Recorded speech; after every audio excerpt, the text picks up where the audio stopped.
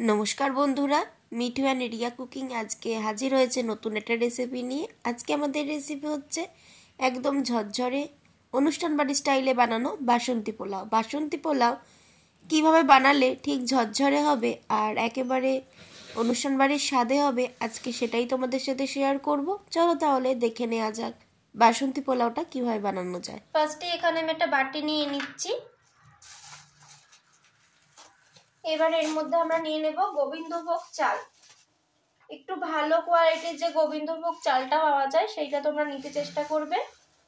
আর এখানে মাপটাও আমি তোমাদেরকে বলে দিচ্ছি। দেখো, এখানে আমি কাচের বাটির 1 বাটি পরিমাণ গোবিন্দভোগ চাল নিয়েছি। এই চালটা এখানে দিয়ে দিলাম। আরও সামান্য একটু হাফ বাটির একটু কম চাল এখানে নিয়ে নিচ্ছি। তোমরা তোমাদের পরিমাণ মতো বুঝে নেবে। এবার আমরা নরমালি, এখানে মাপের বিষয় নেই এখানে এখন। এবার আমরা নরমালি কি করব, চালটাকে ধুয়ে নেব। প্রথম কাজ হচ্ছে চালটাকে খুব ভালোভাবে ধুয়ে নেওয়া। চালটার মধ্যে জল দিয়ে দিলাম। চালটাকে এরকম ভাবে জল বদলে বদলে 2-3 বার করে ভালোভাবে ধুয়ে নিতে হবে। আর চাল ধোয়া জল বাড়িতে যদি কোনো ফুলের গাছ থাকে সেই গাছের গোড়ায় দেওয়ার চেষ্টা করবে, তাহলে দেখবে গাছের গ্রোথ খুব ভালো হবে। চালটাকে এইরকমভাবে হাতের সাহায্যে প্রেস করে করে ভালোভাবে ধুয়ে নিতে হবে। 2 থেকে 3 বার জল বদলে বদলে ধুয়ে নিলেই হবে। দেখো, চালটাকে 2 থেকে 3 বার জল বদলে বদলে ভালোভাবে কিন্তু ধুয়ে নিয়েছি। চালের মধ্যে কিন্তু এখন কোনো নোংরা নেই। আর চালটাকে কিন্তু ধুয়ে ভালোভাবে জলটাকে ঝরিয়ে নিয়েছি। এটা শুকানোর কোনো দরকার নেই। অনেকে চালটাকে শুকিয়ে নাও, একটু শুকানোর দরকার নেই। তো এবার আমরা চালটাকে ভিজিয়ে রাখতেও হবে না, চালটাকে এবার আমরা ম্যারিনেট করে নেব। চলো, তার জন্য চালটা ম্যারিনেট করার জন্য আমরা কিভাবে কি ম্যারিনেটটা করছি তোমরা দেখো। তো চালের মধ্যে এখানে আমি একটু ঘি দিয়েছি। ঘিটাকে যদি চালের মধ্যে মাখিয়ে নাও তাহলে কিন্তু চালটা খুব ঝরঝরে হবে। এবার আমি এখানে দেব আদা বাটা।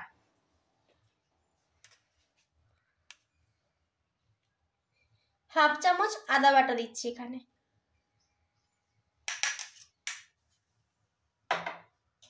আর দেব হলুদের গুঁড়ো। হলুদের গুঁড়োটাও এখানে দেব হাফ চামচ পরিমাণে। সমস্ত গুঁড়ো মশলাগুলো আমার দেওয়া হয়ে গেছে। এর মধ্যে চাইলে তোমরা এলাচের গুঁড়োও ব্যবহার করতে পারো। এবার আমি ভালোভাবে চালটাকে মেখে নেব। আর আরেকটা কথা, এখানে অনেকে ফুড কালার ইউজ করো পোলাও বানানোর সময়তে, কিন্তু ফুড কালার স্বাস্থ্যের পক্ষে খুবই ক্ষতিকারক, যার জন্য আমি এখানে কোনো রকম ফুড কালার ইউজ করছি না। নর্মাল হলুদের কালারটাতেই আমি এখানে পোলাওটা বানিয়ে তোমাদেরকে দেখাবো। এটাকে ভালোভাবে হাতের সাহায্যে প্রেস করে করে মেখে নিতে হবে। তবে খেয়াল রাখবে চালটা যাতে না ভেঙে যায়।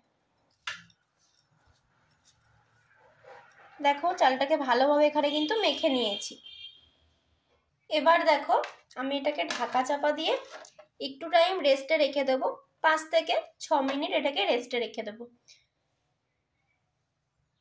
ওটা ম্যারিনেট করা থাক, আর এদিকে আমি কড়াইটা বসিয়ে দিয়েছি। এবার আমি রান্নাটা করে নেব। ফোড়নটা ফার্স্টে রেডি করে নেব। তার জন্য কড়াইয়ের মধ্যে এখানে দিয়ে দেব ঘি। আর ঘিটা কিন্তু একদম বাড়িতে তৈরি টাটকা দেশি ঘি। তোমরা চাইলে আমরা রেসিপিটা তোমাদেরকে দিয়ে দেব। ঘিটা এখানে দিয়ে দিলাম। চেষ্টা করবে রান্নাটা ঘিতে করতে। ঘিটা যেহেতু শীতকাল, যেহেতু ঘিটা একদম বসে গেছে, তার জন্য ঘিটা তুলতে অসুবিধা হচ্ছিল। এখানে আমি 1 চামচ মতো ঘি ব্যবহার করলাম। ঘিটা গলে যাওয়া পর্যন্ত ওয়েট করব। দেখো, এখানে ঘিটা কিন্তু গলে গেছে। এবার আমি এখানে ফোড়নে নিয়ে নিয়েছি 2টো তেজপাতা, কয়েক টুকরো দারচিনি আর 4টে এলাচ। এই ফোড়নটাকে আমি ঘিয়ের ওপরে দিয়ে দেব। দেওয়ার পরে ফোড়নটাকে ভালোভাবে ভেজে নেব। ওই ক্যামেরাটা দেখবে তো ঠিকঠাক হচ্ছে। ফোড়নটাকে ভালোভাবে ভেজে নেব যতক্ষণ না পর্যন্ত ফোড়ন থেকে সুন্দর একটা গন্ধ আসছে।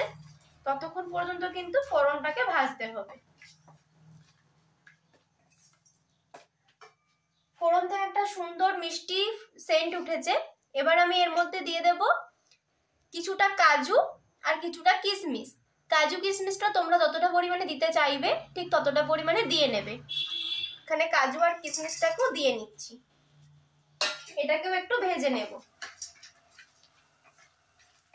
আর কাজু কিশমিশটা ভাজার সময় গ্যাসের ফ্লেমটা কিন্তু একদম লোতে রাখবে, তা না হলে কিন্তু কাজু কিশমিশ পুড়ে যাবে।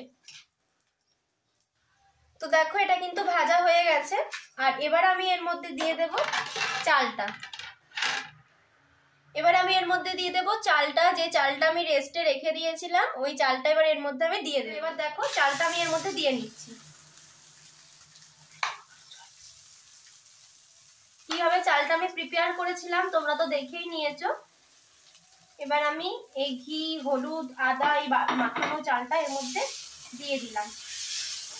চালটাকে এবার এর মধ্যে দেওয়ার পর হালকা একটু ভেজে নিতে হবে।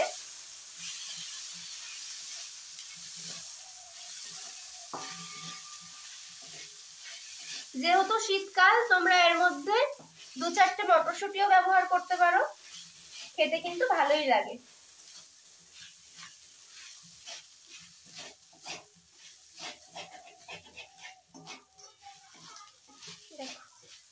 সুন্দর করে কিন্তু চালটাকে আমি দিয়ে ভেজে নিয়েছি।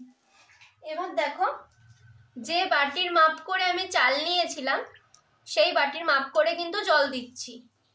এখানে 1 বাটি দিলাম, 2 বাটি, অর্থাৎ আমি 1 বাটি আর একটুখানি চাল দিয়েছিলাম, আর এখানে হাফ বাটি মতো জল দিলাম।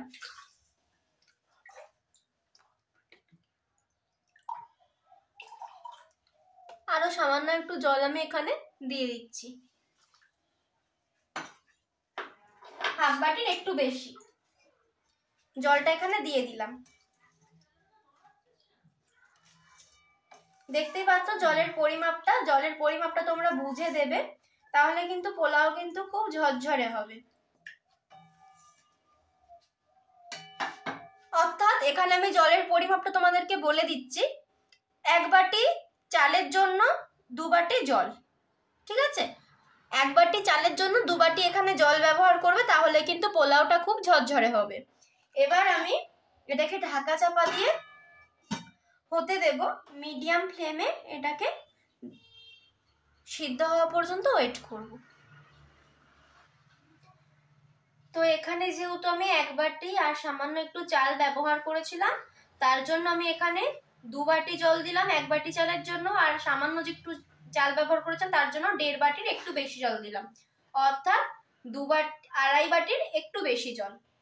তো এটাকে এবার আমরা সিদ্ধ হওয়া পর্যন্ত ওয়েট করব। তো দেখো বন্ধুরা, ফিরে এলাম 5 মিনিট পরে। ঢাকনাটা খুলছি, ঢাকনাটা খুলে তোমাদেরকে দেখাচ্ছি যেটা কতটা ঝরঝর হয়েছে। হ্যাঁ, আর একটা কথা, মাঝখানে আমি একবার নেড়ে দিয়েছিলাম, ঠিক আছে? তোমরাও কিন্তু নেড়ে দেবে। আর দেখো পোলাওটা কিন্তু একদম ঝরঝরেই হয়েছে, আর একটু বাকি আছে কুক হতে। এই পর্যায়ে আমরা দিয়ে দেব চিনি আর লবণ, ঠিক আছে? এই যে পোলাওটাকে একটু ভালোভাবে নেড়ে নিতে হবে। দেখো এটা কিন্তু একদম ঝরঝরে রেডি হবে। এই দেখো এখানে স্বাদ মতো লবণ নিয়ে নিয়েছি, লবণটা স্বাদ মতো এখানে দিয়ে দিলাম, আর এখানে চিনি দিয়ে দেব। পোলাও যেহেতু একটু মিষ্টি মিষ্টি খেতে লাগে, মানে খেতে ভালো লাগে, তার জন্য চিনিটা এখানে পরিমাণ মতো দিচ্ছি। আমি এখানে মোট 2.5 চামচ পরিমাণে চিনি দেব। তোমরা তোমাদের স্বাদ মতো করে চিনিটা এখানে ব্যবহার করতে পারো। 3 চামচই দিয়ে দিলাম চিনি, কারণ খাসির মাংসটা, মটনটা ঝাল হবে। হ্যাঁ, মটনটা তো ঝাল হবে। 3 চামচ চিনি দিয়ে দিলাম এখানে। দেওয়ার পর চিনিটাকে আর লবণটাকে ভালোভাবে মিক্স করে দেব, যাতে সম্পূর্ণ পোলাওটার সাথে মিক্স হয়ে যায়। এবার এটাকে আমরা মিক্স করে নিলাম, নিয়ে এটাকে ঢাকা চাপা দিয়ে আরো 2 মিনিট রান্না করে নেব। এখনই বুঝতে পারছো এটা কতটা ঝরঝরে হয়েছে, এটা কিন্তু ঠান্ডা হলে আরো ঝরঝরে হয়ে যাবে। তো এটাকে ঢাকা চাপা দিয়ে আরো 2 মিনিট রান্না করে নেব। দেখো বন্ধুরা, এখানে 2-3 মিনিট পরে আমরা ফিরে এলাম। এবার ঢাকনাটা পুরো তোমাদের সাথে শেয়ার করছি। বাহ, দারুণ একটা কিন্তু ফ্লেভার বেরিয়েছে। দেখো একদম কিন্তু রেডি হয়ে গেছে, দেখে তোমরা বুঝতেই পারছো একদম ঝরঝরে হয়েছে। এটা যেহেতু গরম আছে তার জন্য কিন্তু এটা একটু গায়ে লাগা লাগা লাগছে, কিন্তু ঠান্ডা হয়ে যাওয়ার পরেও তোমাদের সাথে শেয়ার করব। আর চালটা দেখো, এরকম হাতের সাথে তোমরা দেখে নেবে চাল কিন্তু একদম পারফেক্টলি সিদ্ধ হয়ে গেছে। এটাকে আমরা ঢাকা চাপা দিয়ে স্ট্যান্ডিং টাইমে রেখে দেবো 2 থেকে 3 মিনিট।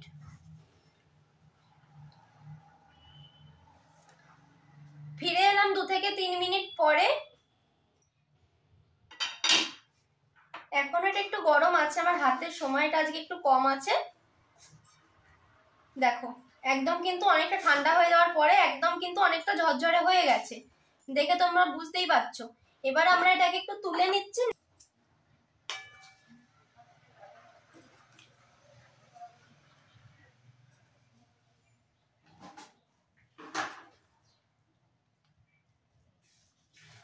ঠান্ডা হয়ে গেলে কিন্তু একদম ঠিক হয়ে যাবে।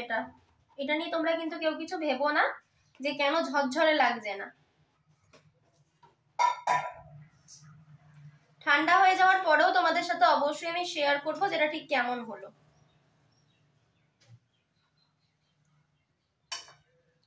দেখো পোলাওটা এখন অনেকটা ঠান্ডা হয়ে গেছে, এবার তোমাদেরকে সার্ভ করে দেখাচ্ছি যে কতটা ঝরঝরে হয়েছে। দেখো পোলাওটা কিন্তু একদম ঝরঝরে হয়ে গেছে, দেখে বুঝতেই পারছো, আর ভীষণই কিন্তু টেস্টি হয়েছে। তোমরা এইভাবে বাড়িতে বানিয়ে অবশ্যই ট্রাই করবে। আর আমি নামানোর সময় ঘি দিলাম না, তোমরা চাইলে নামানোর সময় ঘি দিতে পারো, যেহেতু আমি পুরো রান্নাটাই ঘিতেই করেছি তার জন্য আর ঘি দিলাম না।